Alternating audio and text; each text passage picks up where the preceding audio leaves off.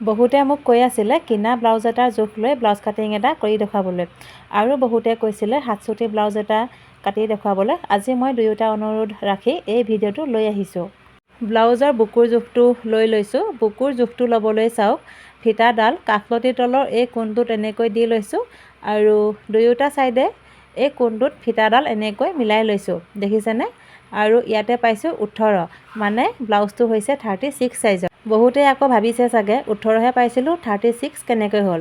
36 যে জোখটো উলিয়ালোঁ, কেনেকৈ উলিয়ালোঁ চাওক। 18 যে পাইছিলোঁ, এই 18ৰ পৰা চাওক ফিটাডাল এনেকৈ ভাঁজ কৰি লৈছোঁ, আৰু ইয়াতে পাইছোঁ 36, আৰু ব্লাউজটো হৈছে সেইকাৰণে 36 ছাইজৰ।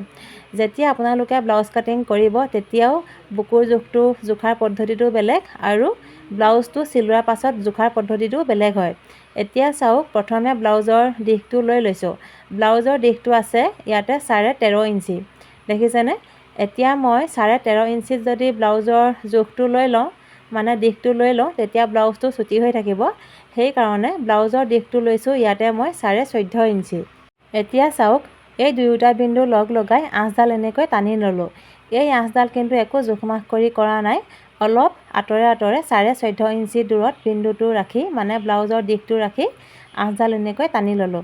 এনেকৈ আঁচডাল টানি ল'লে ব্লাউজ কাটিংটো কৰিবলৈ সুবিধা হয়, মানে জোখ মাখখিনি কৰিবলৈ সুবিধা হয়। এতিয়া কান্ধৰ জোখটো লৈ ল'ম। কান্ধৰ জোখটো ল'বৰ কাৰণে চাওক, কান্ধৰ ফালে ফিটাডাল সমানকৈ এনেকৈ ল'ব, আৰু ইয়াতে পাইছোঁ 12। এতিয়া আকৌ 12ক দুভাগ কৰিব লাগিব। 12ক দুভাগ কৰাৰ লগে লগে ইয়াতে পাইছোঁ 6, মানে কান্ধৰ জোখটো হৈছে 6 ইঞ্চি। যদি আপোনালোকে তেনেদৰে জুখিবলৈ অসুবিধা পায়, তেনেহ'লে চাওক, ব্লাউজটো এনেকৈ জাপি ল'ব, আৰু কাগজখনৰ ওপৰত এনেকৈ পাৰি ল'ব। এতিয়া চাওক, কান্ধটো মই এনেকৈ জুখি দেখাইছোঁ, আৰু দেখিছেনে? ইয়াতে মই 6 ইঞ্চি পাইছোঁ। এতিয়া চাওক, কান্ধৰ কাৰণে 6 ইঞ্চি দূৰত্বত এটা বিন্দু দিছোঁ। এতিয়া আৰ্মহোলৰ জোখটো ল'ব লাগিব। আৰ্মহোলৰ জোখটো ল'বলৈ এনেদৰে যদি আপোনালোকে অসুবিধা পায়, তেনেহ'লে এটা কাম কৰিব চাওক, এই কোণটোৰ লগত এনেকৈ স্কেল পাত মিলাই ল'ব, দেখিছেনে?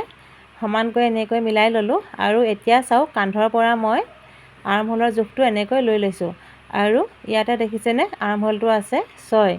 এতিয়া চাওক, কান্ধৰ কাৰণে যে 6 ইঞ্চি দূৰত্বত বিন্দুটো দিছিলোঁ, এই বিন্দুটোৰ পৰা এতিয়া চাওক তললৈ 6 ইঞ্চি দূৰত্বত এটা বিন্দু দিছোঁ, মানে আৰ্মহোলৰ জোখটো লৈ লৈছোঁ, আৰু পঠালিকৈও 6 ইঞ্চি দূৰত্বত বিন্দুটো পৰিছেনে নাই পৰা চাই ল'লোঁ।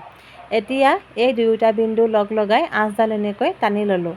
এতিয়া বুকুৰ জোখটো ল'ব লাগিব। বুকুৰ জোখটো মই আপোনালোকক আকৌ এবাৰ লৈ দেখুৱাইছোঁ, চাব। চাওক, ব্লাউজটো সমানকৈ পাৰি ল'ব, আৰু দেখিছেনে কাষলতি তলৰ এই কোণটোত ফিটাডাল এনেকৈ মিলাই ল'ব, আৰু ইয়াতে পাইছোঁ দেখিছেনে 18। একেবাৰে সহজ পদ্ধতিৰে আপোনালোকক মই দেখুৱাই আছোঁ। এতিয়া চাওক, 18ক দুভাগ কৰিব লাগিব, আৰু 18ক দুভাগ কৰি ইয়াতে পাইছোঁ 9, মানে 36ক আপোনালোকে 4য়ে হৰণ কৰি দিব, আৰু হৰণ কৰি যিটো পাব সেইটোৱে বুকুৰ জোখটো ৰাখিব।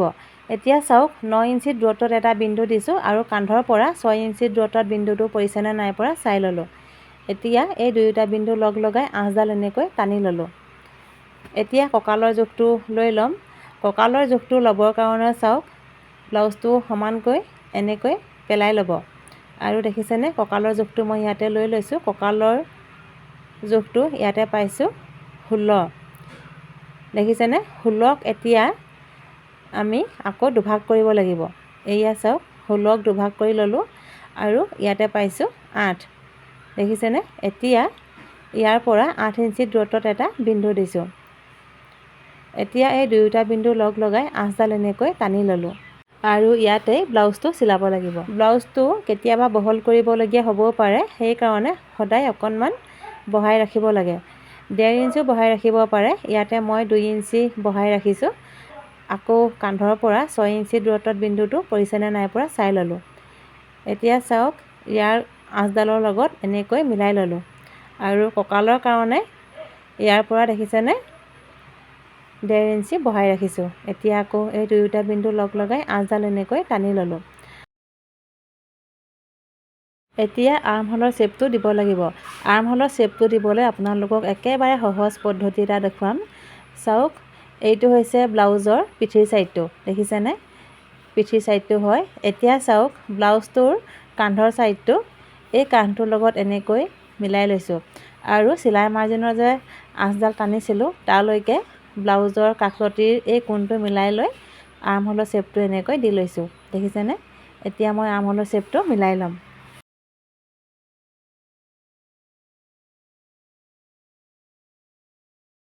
কাষলতিৰ এই কোণটোৰ ফালে চাওক অকণমান তললৈ 0.2 মান হ'ব, তাতেই এটা বিন্দু দিছোঁ আৰু আৰ্মহোলৰ শ্বেপটো অকণমান তললৈ এনেকৈ মিলাই লৈছোঁ।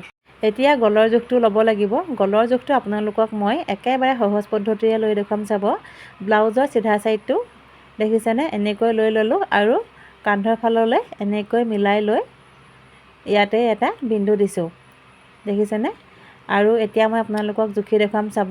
এয়া দেখিছেনে? গলৰ জোখটো মই 3 ইঞ্চি লৈছোঁ আৰু এইফালৰ পৰাও দেখিছেনে 3 ইঞ্চি আছে।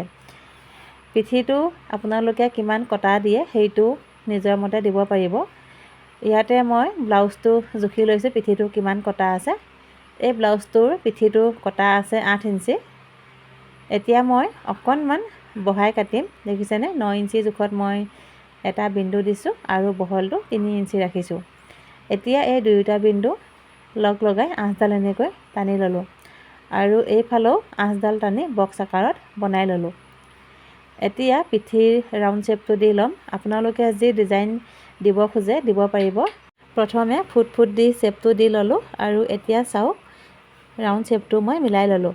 যদি আপোনালোকে এনেদৰে দেখিবলৈ অসুবিধা পায় তেনেহ'লে এই কোণটোৰ পৰা 1 ইঞ্চি দূৰত্বত এটা বিন্দু দি ল'ব আৰু সেই বিন্দুটো ক্ৰছ কৰি পিঠিৰ ৰাউণ্ড শ্বেপটো এনেকৈ দিব পাৰিব।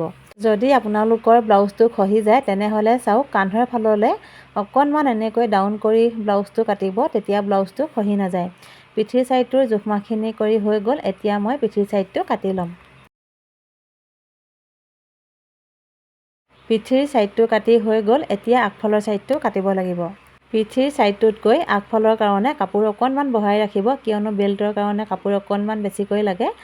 আৰু একেবাৰে যিসকলে নতুনকৈ ব্লাউজ কাটিং শিকি আছে আপোনালোকে পাৰিলে 1 ইঞ্চিয়ে বঢ়াই ৰাখিব।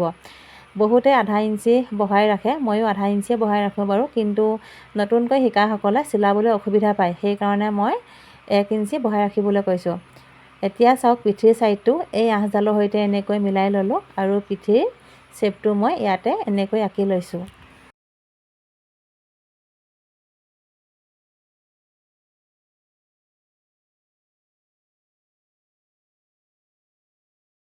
প্ৰথমে আৰ্মহোলটো মিলাই লৈছোঁ। আৰ্মহোল আছিলে 6 ইঞ্চি। চাওক কান্ধৰ পৰা আঁচডাল টানি আৰ্মহোলটো এনেকৈ মিলাই ল'লোঁ আৰু এইফালৰ পৰাও আঁচডাল টানি বক্স আকাৰত বনাই ল'লোঁ। এতিয়া ব্লাউজটোৰ বুকুৰ জোখটো আছিলে, বুকুৰ জোখটো 9 আছিলে। ইয়াতে 9 ইঞ্চি দূৰত্বত এটা বিন্দু দিছোঁ আৰু কঁকালৰ ফালে চাওক 8 ইঞ্চি দূৰত্বত এটা বিন্দু দিছোঁ। মানে চিলাই মাৰ্জিনৰ আঁচডাল মই এনেকৈ পোনাই ল'লোঁ। দেখিছেনে? এতিয়া আৰ্মহোলৰ শ্বেপটো দিব লাগিব। আৰ্মহোলৰ শ্বেপটো দিবৰ কাৰণে চাওক পিঠিৰ এই আৰ্মহোলৰ ইয়াৰ পৰা আধা ইঞ্চি দূৰত্বত এটা বিন্দু দিছোঁ আৰু ইয়াতে মই আৰ্মহোলৰ শ্বেপটো এনেকৈ মিলাই লৈছোঁ।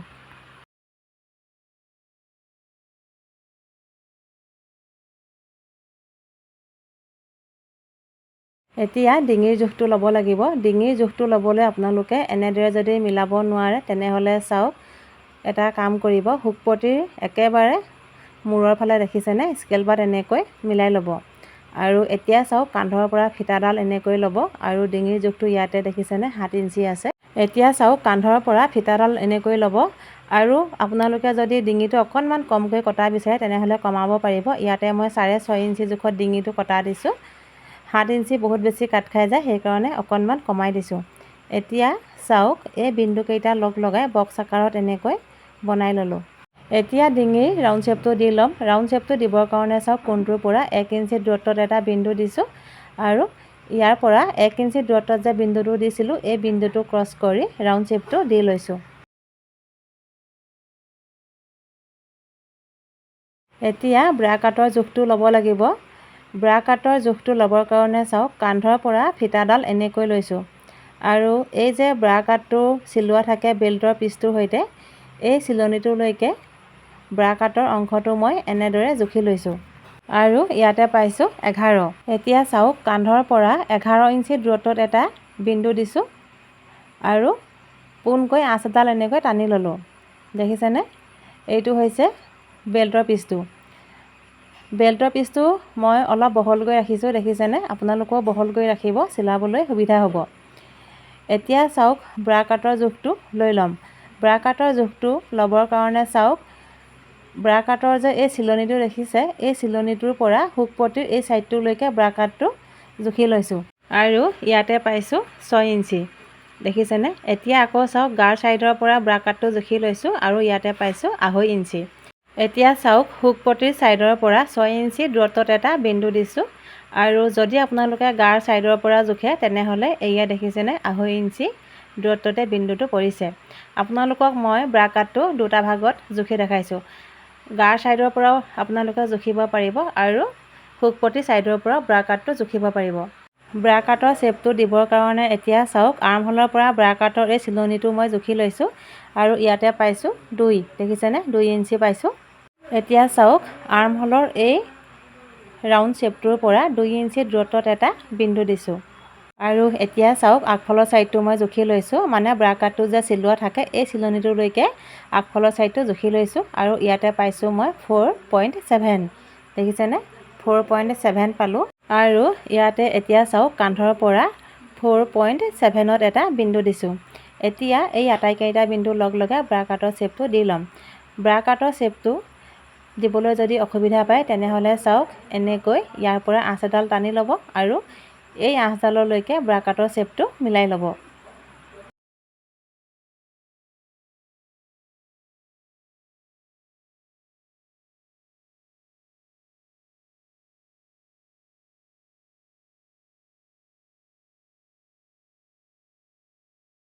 এতিয়া চাওক ব্ৰা কাটৰ ইয়াৰ পৰা এই আঁচডাললৈকে এনেকৈ জুখি লৈছোঁ আৰু একেবাৰে সোঁমাজত এটা বিন্দু দিছোঁ আৰু এই বিন্দুটো তলৰ ফালৰ পৰা মই জুখি লৈছোঁ, দেখিছেনে? 2 ইঞ্চি দূৰত্বত বিন্দুটো পৰিছে। এইফালৰ 2 ইঞ্চি দূৰত্বত বিন্দুটো দি লৈছোঁ যাতে আঁচডাল মই পোনকৈ টানিব পাৰোঁ, দেখিছেনে? এনেকৈ আঁচডাল টানি ল'লোঁ। এতিয়া বেল্টৰ শ্বেপটো দিব লাগিব। বেল্টৰ শ্বেপটো দিবলৈ চাওক আঁচডালৰ পৰা 1 ইঞ্চি ওপৰলৈ এটা বিন্দু দিছোঁ আৰু 2.5 ইঞ্চি দূৰত্বত এটা বিন্দু দিছোঁ আৰু এয়া দেখিছেনে? বেল্টৰ শ্বেপটো মই এনেকৈ দি ল'লোঁ। আগফালৰ ছাইডটোৰ জোখমাখখিনি কৰি হৈ গ'ল। এতিয়া মই কাটি ল'ম।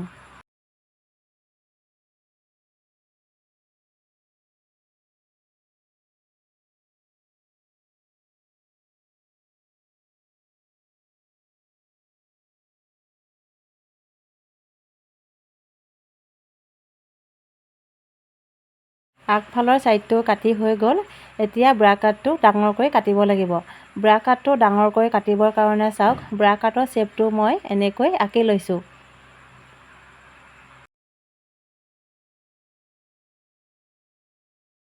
এতিয়া চাওক ইয়াৰ পৰা মই 1 ইঞ্চি দূৰত্বত এটা বিন্দু দিছোঁ, এইফালেও 1 ইঞ্চি দূৰত্বত এটা বিন্দু দিছোঁ। এতিয়া এই বিন্দুকেইটা লগ লগাই আঁচডাল এনেকৈ টানি ল'লোঁ, দেখিছেনে? আৰু ওপৰৰ ফাললৈ চাওক, মানে হুকপটিৰ ছাইডৰ ফালে দেখিছেনে? এই কোণটোৰ পৰা 0.5 ইঞ্চি দূৰত্বত এটা বিন্দু দিছোঁ আৰু এইফালে 0.2ত এটা বিন্দু দিছোঁ। এতিয়া চাওক ব্ৰা কাটৰ এই শ্বেপটো মই এনেকৈ মিলাই ল'লোঁ আৰু ওপৰৰ পৰা চাওক এইফাললৈ আঁচডাল টানি এনেকৈ মিলাই ল'লোঁ আৰু এইফালেও শ্বেপটো মিলাই লৈ ব্ৰা কাটৰ ৰাউণ্ড শ্বেপটো এতিয়া দি ল'ম।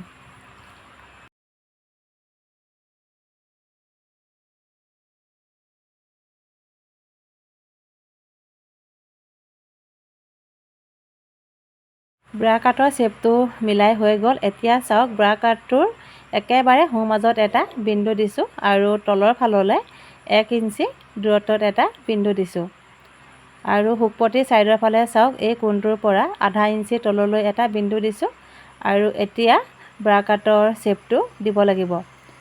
চাওক ইয়াৰ পৰা এতিয়া ব্ৰা কাটৰ শ্বেপটো মই মিলাই দিম।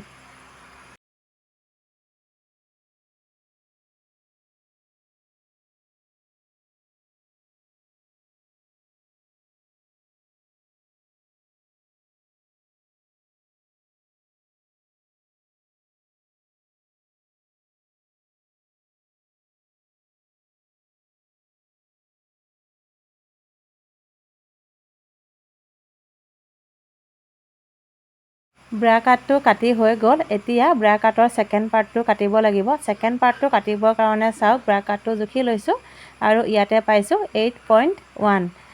এতিয়া চাওক ইয়াতে 8.1ত এটা বিন্দু দিছোঁ, দেখিছেনে? আৰু ওপৰৰ ফাললৈ 3 ইঞ্চি ওপৰলৈ এটা বিন্দু দিছোঁ আৰু এইফালেও 3 ইঞ্চি ওপৰলৈ এটা বিন্দু দিছোঁ। এতিয়া চাওক আটাইকেইটা বিন্দু লগ লগাই এনেকৈ বক্স আকাৰত বনাই ল'লোঁ। ছেকেণ্ড পাৰ্টটোৰ শ্বেপটো দিব লাগিব আৰু সেইকাৰণে চাওক হুকপটিৰ ছাইডৰ ফালে দেখিছেনে 1 ইঞ্চি তললৈ এটা বিন্দু দিছোঁ আৰু গাৰ ছাইডৰ ফালে আধা ইঞ্চি তললৈ এটা বিন্দু দিছোঁ। এতিয়া চাওক এই ব্ৰা কাটটো দিয়ে ছেকেণ্ড পাৰ্টৰ শ্বেপটো মই দি ল'ম। ব্ৰা কাটৰ এই হুকপটিৰ ছাইডটো দেখিছে নহয়, এই হুকপটিৰ ছাইডটোৰ সৈতে এনেকৈ মিলাই ল'লোঁ, দেখিছেনে? এনেকৈ মিলাই লোৱাৰ পাছত ব্ৰা কাটৰ শ্বেপটো ইয়াতে মই আঁকি লৈছোঁ আৰু এয়া দেখিছেনে ছেকেণ্ড পাৰ্টটোৰ শ্বেপটো দি মোৰ হৈ গ'ল। এতিয়া ছেকেণ্ড পাৰ্টটো কাটি ল'ম।